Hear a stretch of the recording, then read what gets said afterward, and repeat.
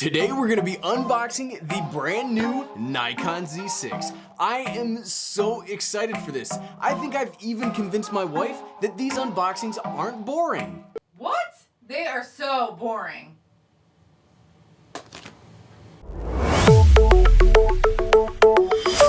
This is the video that I have been so excited to make. So this has really been the year of the full frame mirrorless camera, and this is the full frame mirrorless camera I am most excited about. So before we open this up, I do want to say thanks to my friends over at B&H Photo for sending me this camera, to make videos about over the next week or so. If you'd like to get your own Nikon Z6, which if the specs work out, it's gonna be hard for me not to get one. There will be links in the description below. But whatever my wife says, let's get to this because I think this can be exciting. Whew, I love opening new stuff. So I got the kit with the lens and the camera. I don't have any Nikon lenses, so I didn't bother getting the adapter. So let's do lens first. So the Nikon Z6 has a, hold on, we'll put this aside. Don't break. Okay, good. It did break. So the Nikon Z6 is a brand new, just like the EOS R, it has a new lens system for the Nikon cameras that they're calling their Z mount, which should be, we'll see in a second, it should be bigger with that huge sensor. The mounts are supposed to be bigger to accept cooler and bigger lenses. So this is their first lens that they, have released. They've got a very small lens lineup, unfortunately. I wish they did have more lenses coming out for it, but let's see. Is there any, ooh, lens hood.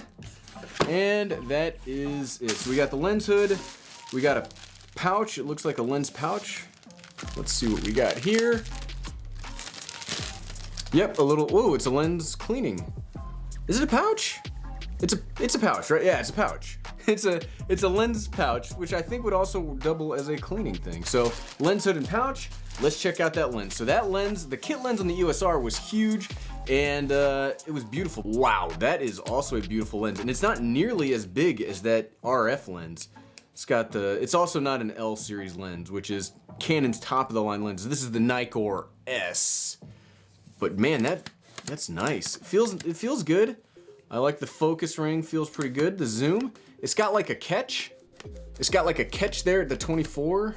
So it looks like 0 and then you got to extend it out to 24, okay. 24-70 f4 lens, which should be pretty nice. I really like this thing where camera companies are starting to include really nice kit lenses with their cameras. So like the Canon EOS R kit lens, a little too expensive I think, pushes that camera into the $3,300 range, but it was a beautiful kit lens. The Fuji X-T3 comes with an amazing kit lens, and man, this build quality, it feels like it's all metal. Maybe there's some plastic in there, but that is an amazing feeling lens, and all right. Nikon lenses that I learned from the D3500 video, everything goes backwards from everybody else in the universe. So, okay, that's the lens. Let's put it back in here. We will obviously be using that again here in a second. There we go. Now it's time for the big boy, the Z6 itself. The Z6 kit. Ooh, books. Lots of books. Thanks, Nikon, for all the books. So what do we got here? What kind of, I think I just tore something. What do we got? We got the user manual, always an important thing that I will probably never read. We've got the warranty programs, very important. Lens 1 year limited warranty, you gotta make sure you don't break the lens. And we've got I think this is the quick, the how to use the FTZ adapter. And we've got the Manual del Usuario. So I think it's a Spanish. So we got the English and Spanish manuals, which is pretty cool. But here we go. What do we got over here? We've got, looks like an HDMI. Is that an HDMI clamp? Yes, it looks like some kind of cable clamp, which is, pretty cool. Always useful. We've got the, okay, assume that goes with the power brick. Okay, power brick. Battery charger, so I assume, yep. Oh, what's that? Why is that? Oh, there we go. Okay. Battery charger, just like every camera should include. Sony.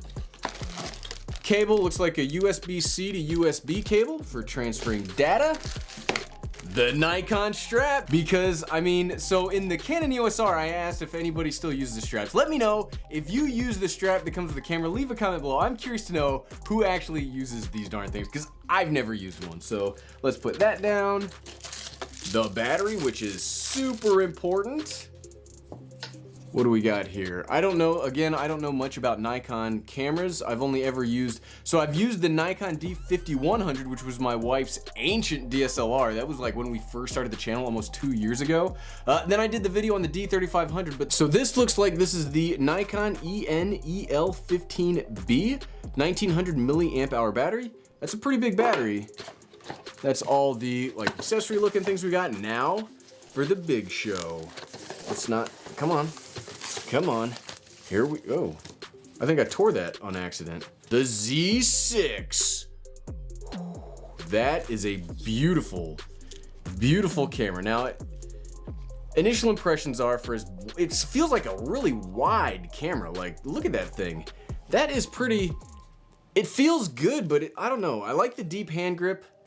Initial impressions are, it does not feel as good as the EOS R. It feels a lot like the A7 III. Like it's missing a little bit right here, where it's like I can't really get my hands on it. But that is a beautiful, beautiful. Look at all these buttons. You got 2 function buttons on the front.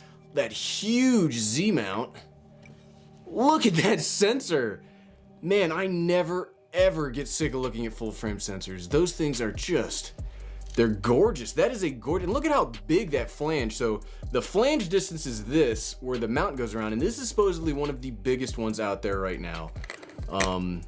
And that should allow them to do some pretty crazy things with lenses in the future. It's got a nice array of buttons and dials. Looks like we got some priority modes over here. Aperture, manual, shutter speed, programmed auto. Looks like some customs. Full auto, we'll probably just keep it in aperture priority mode. Hot shoe mount. An EVF, and I mean, I never used the EVF. I have started, like on the EOS R, we had this little display right here. I have really started liking them on cameras. Like, we just did the video last week on the Canon 80D, and it did have like the old school LCD screen, but for video, it only showed you exposure compensation. It didn't really show you any useful information. So if this shows useful information, it's nice to just be able to, like, using the camera, you can just see what's going on. On-off button, all the buttons, all the screens. The biggest negative in my book, it's not a fully articulating flip out screen, but it's supposed to be a nice touch screen. It feels good, but let's pop in the battery and see if we've got any charge.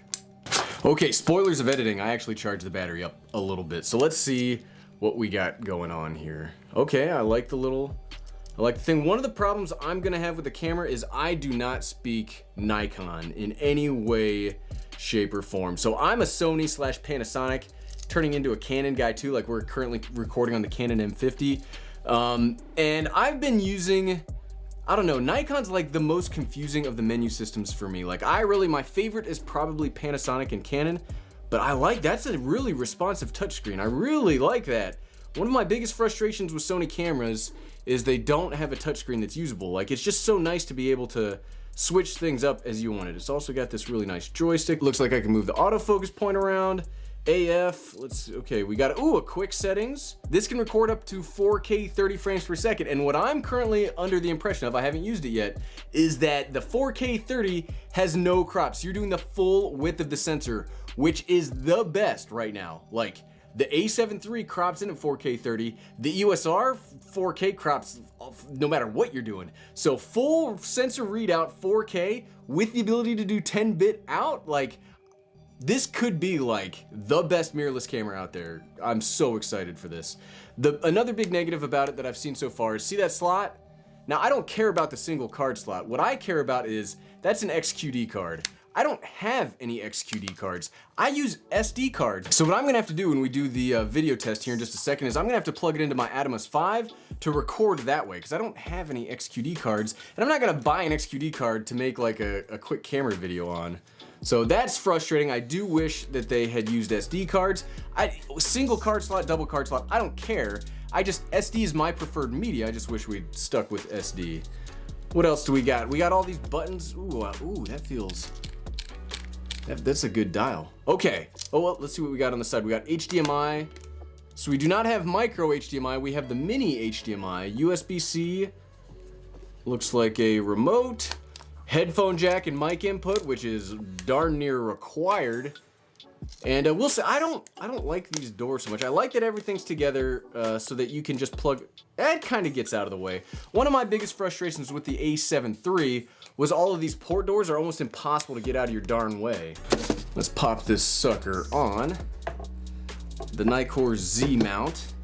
Beautiful. Beautiful lens. Okay, I remembered that time that it's backwards. Let's see here. Before taking photos, yep, so I was right. You gotta zoom it out a little bit, or you gotta extend it out a little bit. Okay, I would show you what you look like, but I can't because I don't have the recorder. So let's hook up the recorder. Okay, so through the magic of editing, okay, we got the recorder on and everything, and we're ready to go. So you guys can see yourselves here. You know, hey everybody, we can all see each other. There's you up there. There's you through the recorder. There's everything. So what we're gonna do, we're gonna swap the two cameras out, and we're gonna do like a quick initial impression studio test of the Nikon Z6. I'm really excited. This camera. Okay, let's just enough talking. Swap. Okay, and now we are on the Nikon Z6 with the, the Nikkor 24-70 f4 lens. So it's the exact same lighting, the exact same everything that you just saw with my Canon M50 and the Sigma 18-35. So this is the image quality.